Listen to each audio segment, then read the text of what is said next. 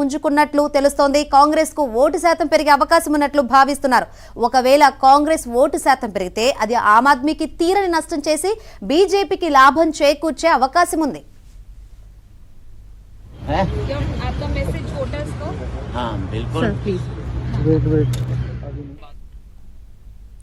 Right, మరిన్ని వివరాలు అందించేందుకు మా ఢిల్లీ ప్రతినిధి సతీష్ లైవ్ ద్వారా సిద్ధంగా ఉన్నారు. సతీష్, 2 గంటలైతుంది పోలింగ్ స్టార్ట్ అయ్యి. ఏ విధంగా జరుగుతుంది పోలింగ్? శంకర్, ఉదయం 7 గంటల నుంచి కూడా ఢిల్లీలో పోలింగ్ కొనసాగుతూనే ఉంది. మొత్తం 70 అసెంబ్లీ స్థానాలకు ఇప్పటికే పోలింగ్ ప్రక్రియ ప్రారంభమైంది. ఉదయం నుంచి కూడా పోలింగ్ కేంద్రాల వద్ద ఓటర్లు బారులు తీరారు. ప్రస్తుతం మనం లేడీ ఇర్విన్ స్కూల్ వద్ద ఉన్నాం. ఇక్కడే అరవింద్ కేజ్రీవాల్ మరి కాసేపట్లో తన ఓటు హక్కును వినియోగించుకోబోతున్నారు. ఇప్పటికే రాహుల్ గాంధీ కావచ్చు, కేంద్ర మంత్రులు జయశంకర్ కావచ్చు, హర్దీప్ సింగ్ పూరి కావచ్చు, ఇతరులంతా కూడా ఓటు హక్కును వినియోగించుకున్నారు. ముఖ్యంగా న్యూఢిల్లీ సెంట్రల్ నియోజకవర్గంలో ప్రధానంగా అరవింద్ కేజ్రీవాల్ ఆప్ నుంచి పోటీ చేస్తుంటే ఆయన పైన బీజేపీ నుంచి పర్వేష్ వర్మ పోటీకి దిగుతున్నారు. ఇక ఇద్దరి మధ్య పెద్ద ఎత్తున కూడా ఉన్నది. మరోవైపు మాజీ ముఖ్యమంత్రి అయిన షీలా దీక్షిత్ కుమారుడైన సందీప్ దీక్షిత్ సైతం కూడా ఇక్కడే న్యూఢిల్లీలో పోటీ చేయబోతున్నారు. మొత్తం 699 మంది అభ్యర్థులు ఎన్నికల్లో తమ భౌతయాన్ని చూసుకోబోతున్నారు. మొత్తం 70 అసెంబ్లీలకు గాను 699 మంది పోటీ చేస్తున్నారంటే ఢిల్లీలో ఈసారి ఎన్నికలను ఎంత ప్రతిష్టాత్మకంగా తీసుకున్నారో కూడా చూడొచ్చు. ముఖ్యంగా సెంట్రల్ ఢిల్లీలో ఉన్న నియోజకవర్గంలో మాత్రం మొత్తం 23 మంది పోటీ చేస్తున్నారు. అన్ని నియోజకవర్గాల కంటే ఈ నియోజకవర్గాలనే అభ్యర్థుల సంఖ్య కూడా ఎక్కువ ఉంది. ప్రస్తుతం మనం లేడీ ఇర్విన్ స్కూల్ వద్ద ఉన్నాం.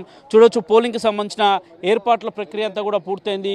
ఉదయం 7 గంటల నుంచే ఓటర్లంతా కూడా బారులు తీరారు. ఉదయం నుంచి కూడా పోలింగ్ కొనసాగుతూనే ఉంది. ముఖ్యంగా ఆంధ్రభవన్కి అతి సమీపంలో ఈ పోలింగ్ కేంద్రం ఉంటుంది. చూడొచ్చు, మనం ఓటర్లంతా కూడా ఒక్కొక్కరిగా వస్తున్న విజువల్స్ కూడా చూడొచ్చు. ముఖ్యంగా ఈసారి గతంలో కంటే మెరుగ్గా కూడా ఈసారి పోలింగ్కి సంబంధించిన ఏర్పాట్ల ప్రక్రియను చేశారు. మరోవైపు ఓటు హక్కు వినియోగించుకొని వస్తున్న వారికి కూడా ప్రధానంగా వారికి పూల మొక్కలను కూడా అందజేస్తుంది ఈసీ. మనవైపు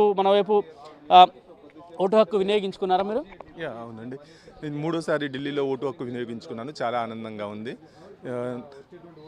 ఏర్పాట్లు చేశారు ఎన్నికల సంఘంతో నుంచి ఏర్పాట్లు చాలా అద్భుతంగా జరిగినాయి. ఎటువంటి అవాంఛనీయ సంగతులు కానీ, ఎటువంటి ఇబ్బందులు లేకుండా పోలీసు వారు కానీ, ఎలక్షన్ కమిషన్ వారు కానీ అద్భుతంగా ఏర్పాట్లు చేయడం జరిగింది. మీరు ఆంధ్రప్రదేశ్ సంబంధించిన వారు కాబట్టి ఎట్లా ప్రధానంగా ఈసారి ఢిల్లీలో డెవలప్మెంట్ చూసారా, లేదంటే కొత్త చేంజెస్ కోసం ఏమైనా చూస్తున్నారా? గతంలో ప్రభుత్వాలు కానీ ఇప్పుడు ప్రభుత్వాలు కానీ ఇచ్చిన హామీలను కానీ ఎట్లా చూస్తారు ఒక తెలుగు ఓటర్గా? ఇక్కడ ఉన్న హామీల గురించి కాదు కానీ దేశాభివృద్ధి కోసం ఓటేయడం జరిగింది.